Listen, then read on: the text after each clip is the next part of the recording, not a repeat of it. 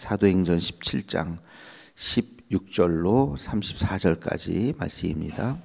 사도행전 17장 16절로 34절까지 우리 함께 같이 한 목소리를 읽도록 하겠습니다.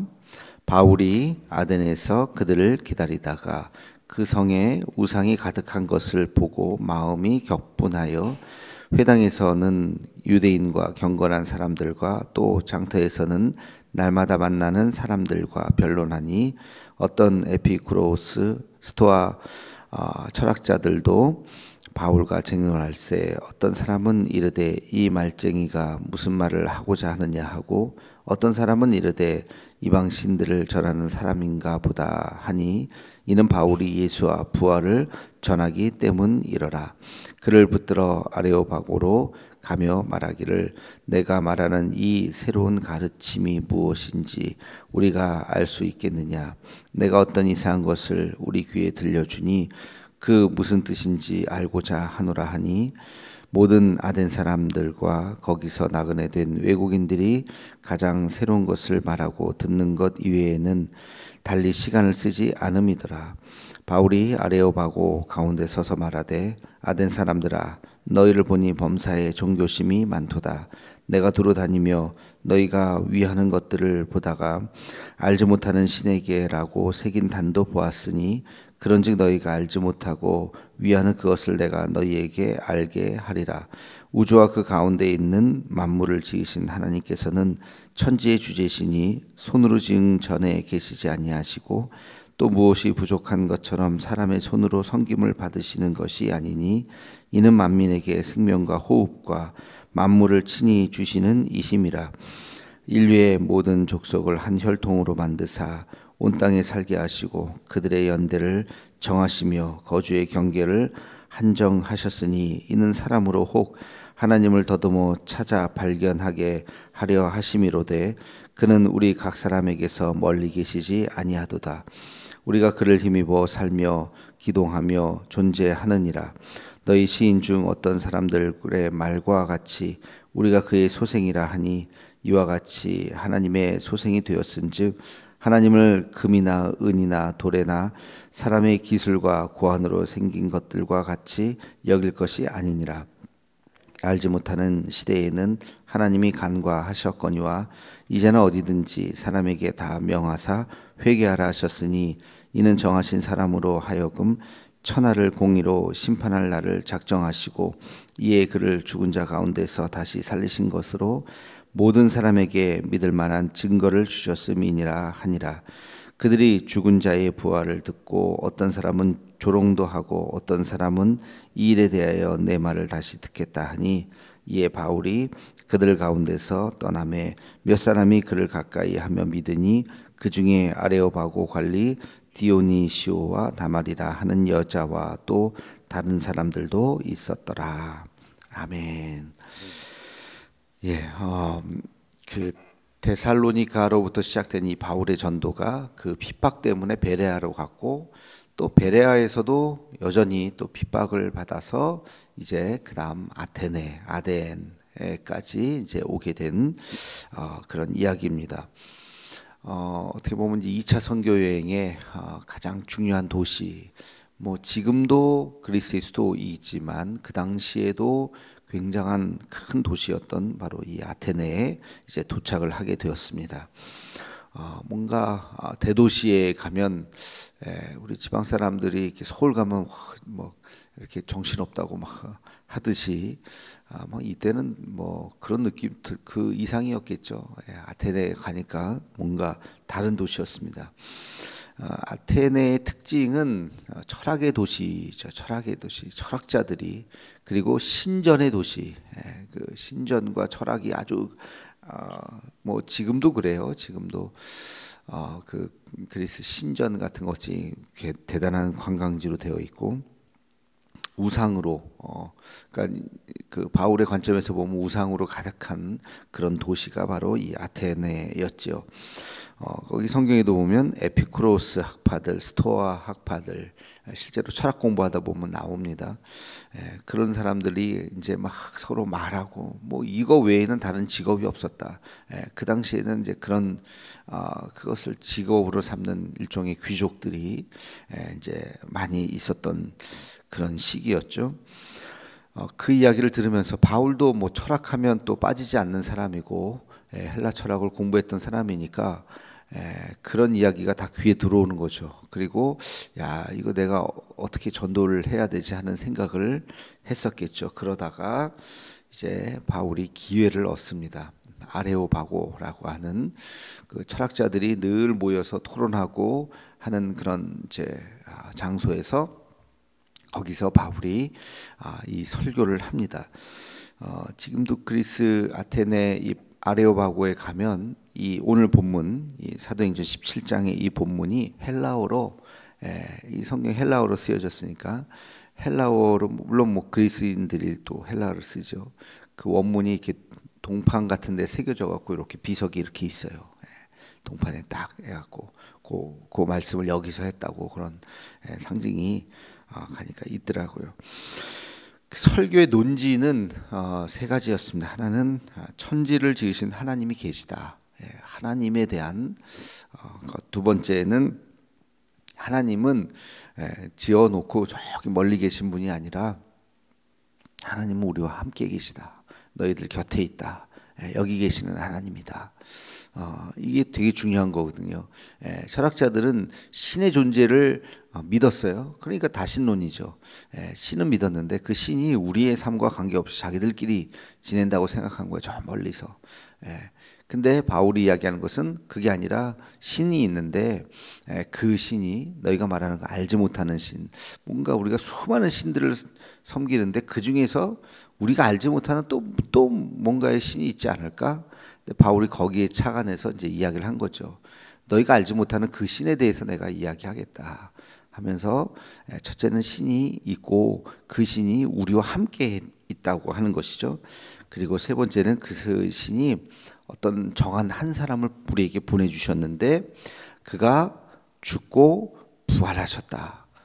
부활 사상에 대해서 이야기하고 부활 사상은 그 당시에 그 그리스인들에게 굉장히 낯선 개념이거든요. 사람이 죽으면 끝이라고 생각했었던 그런 시대에 죽었는데 다시 살아나는 부활에 대해서 지금 이야기를 한 거예요. 근데 이 바울의 이 설교를 가만히 듣고 보면 그 아주 한 가지 뭐 바울이 나름대로 정리해서 아주 야심차게 설교를 했겠지만 그러나 굉장히 한 가지 여기에 아주 핵심적인 게 나오지 않은 게 있어요. 그 전에 설교와 다르게 그 빠진 것이 있는데 그게 뭐냐면 십자가예요. 십자가가 나오지 않아요. 그죠? 뭐 예수님도 이렇게 돌려서 얘기하고,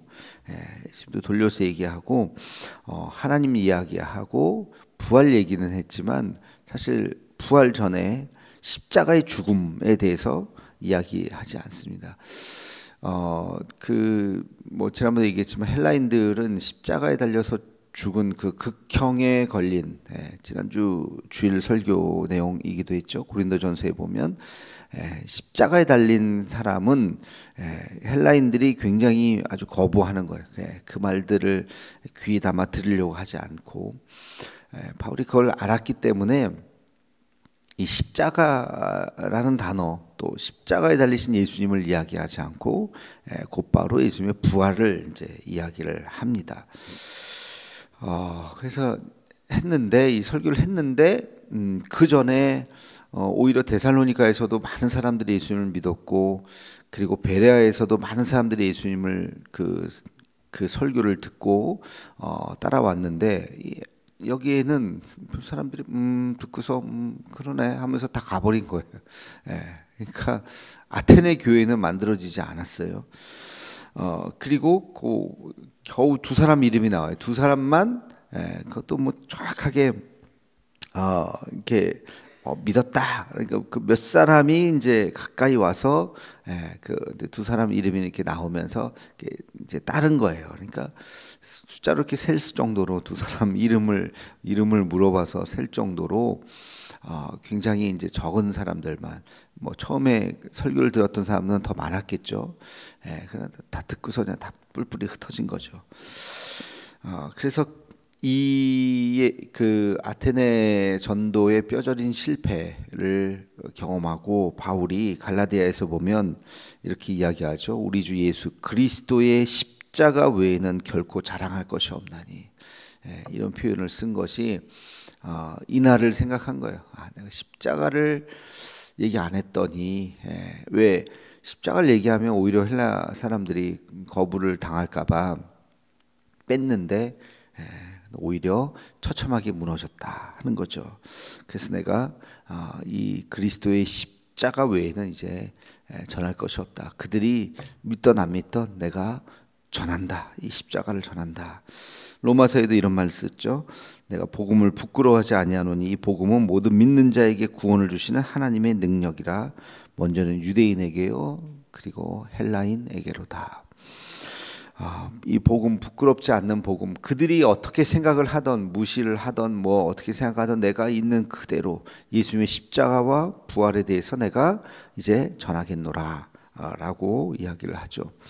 어떻게 보면 이 바울의 시행착오예요. 바울 같은 사람도 처음부터 완벽할 수는 없고, 그가 1차 선교여행, 2차 선교여행, 3차 선교여행을 하면서 그러면서 이 놀라운 이제 그 복음의 능력에 대해서 그도 깨닫게 되는 것이죠. 2차 선교 여행의 이제 그 핵심은 이제 오늘 이 아테네 설교와 그 다음에 이제 고린도 선교로 이렇게 이어지게 되고요. 그리고 3차 선교 여행의 핵심은 에베소죠. 에베소에서 성령 사역을 하는 그게 백미라고 할 수 있습니다. 그래서 바울이 마지막으로 그가 깨닫게 된 것은 이 아테네에서의 어떤 논리적으로 막 설명하는, 막 이렇게 이야기하고 그들을 설득하려고 하는 전도가 아니라 성령 사역의 성령의 역사를 하는, 그러니까 뭐 단순하게 얘기하면 성령 받으니까 다 돌아오더라. 성령 사역. 이 성령 사역을 바울이 이제 하게 되는 모습을 이제 보게 됩니다. 우리도 세상과 살아가면서 세상과 이렇게 부딪히게 될 때에 때로는 타협할 수도 있어요. 타협해야 될 수도 있고 우리가 조금 양보하고 뒷걸음질 쳐야 될 때도 있습니다만, 그러나 때로는 또 우리의 방법을 고집해야 될 때도 있겠죠. 우리가 타협하지 않아야 될 때도 있다는 것입니다.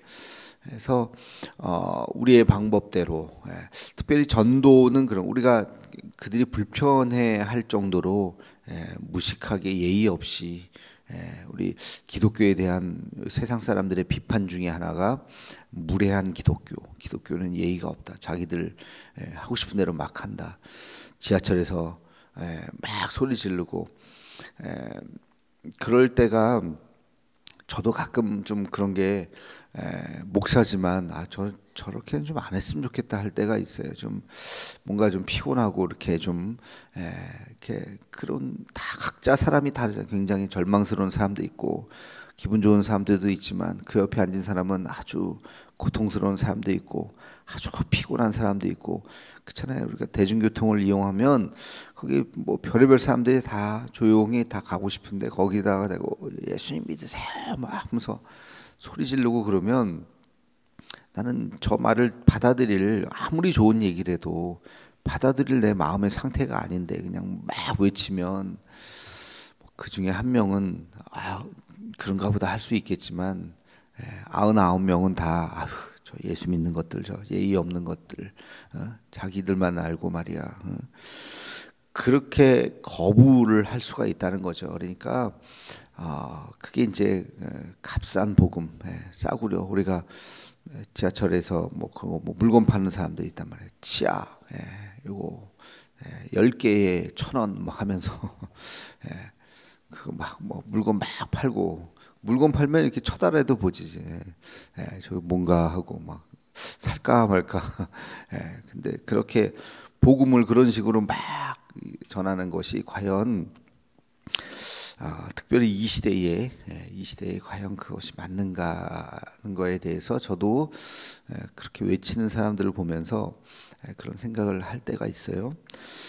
아무튼 우리가 그 무례한 기독교의 이미지를 주어서는 안 되죠. 예의 있게. 그래서 우리가 이번에 하는 전도도 여러분들 지인들 관계 전도죠. 지인들 번호를 정중하게 받아서 그분들에게만 우리가 문자나 이런 것들을 보내서 또 최종 결정은 또 본인들이 하는 거고, 당연히 뭐 억지로라도 우리가 오게 해야 되겠다는 마음도 있겠지만, 그러나 우리가 예의를 갖춰서 초청을 하는 거죠. VIP라고 하는 말도 그렇지 않습니까? 우리가 당신은 소중한 사람입니다. Very important person이잖아요. VIP가. 당신은 대단히 아주 소중한 분입니다. 라는 그런 의미에서 우리가 맞이하는 것이기 때문에 이제 그런 방법도 필요하고, 그러나 또 때로는 또 우리의 방법을 우리가 타협해서는 안 되는 어떤 지점이 또 있겠죠. 그러니까 바울이 어쨌든 불특정 다수들에게 복음을 전할 때 복음 자체를 훼손해서는 안 된다.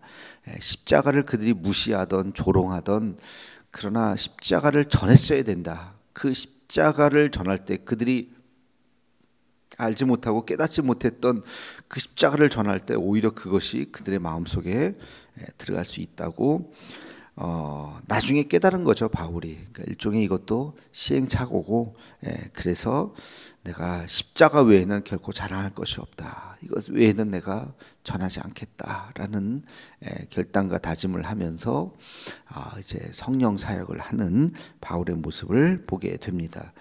우리의 삶도 마찬가지. 우리 그리스도인으로서 세상과 더불어 살아가면서 우리가 때로는 타협도 하고 양보도 하고 또 이해도 하고 그렇게 살아가지만, 또 때로는 세상을 대적하기도 해야죠. 그렇죠. 세상엔 악이 존재하기 때문에 때로는 대적하기도 하고, 때로는 무시하기도 하고, 때로는 고집하기도 하고, 타협하지 않을 수도 있고. 이 복음이 점점 세상이 변하면서 복음 자체가 변하지 않도록, 변질되지 않도록, 왜곡되지 않도록, 그래서 이 변화와 변하지 않는 것, 이 둘 사이를 잘, 우리가 교회도 마찬가지예요. 교회도 변하지만 변하지 않는 그 무엇인가가 또 있어야 되는 것이겠죠. 그래서 이것을 우리가 잘 분별하고, 여러분 각자의 삶 가운데서도, 우리 신앙생활에서도 바울이 항상 성공한 것은 아니었다. 바울도 이 아테네 설교의 그 쓰라린 패배를 다시 그도 기억하면서 막 기도하면서, 그래 내가 복음을 조금 더 확실하게 전했어야 되는데. 여러분 한번 17장 다시 한번 나중에 한번 읽어보세요. 이게 우리는 알고 있으니까 예수님이지, 그냥 모르고 읽으면 이게 뭔 말인가, 그냥 뭔 말인가 싶을 정도로 굉장히 아주 철학적으로 아주 모호하게 전했어요. 아주 모호하게 아주 철학적으로 전했는데, 그랬더니 결국에는 역사가 일어나지 않더라 하는 것을 바울도 이제 깨닫게 되었던 것이죠. 우리의 삶도 우리가 복음에 대해서는 우리가 분명한 입장을 가지고 우리가 이 세상을 살아갈 때 내가 크리스찬이다 라고 하는, 난 하나님의 자녀다 라고 하는 것을 또 분명한 입장을 가지고 살아갈 수 있는 우리 모두가 되기를 주님의 이름으로 축원합니다. 기도하겠습니다. 거룩하신 주님, 바울의 아테네 전도의 모습을 보면서 용기 있게 복음을 전했지만, 그러나 십자가에 달리신 예수님을 전하지 못했던 모습을 보게 됩니다.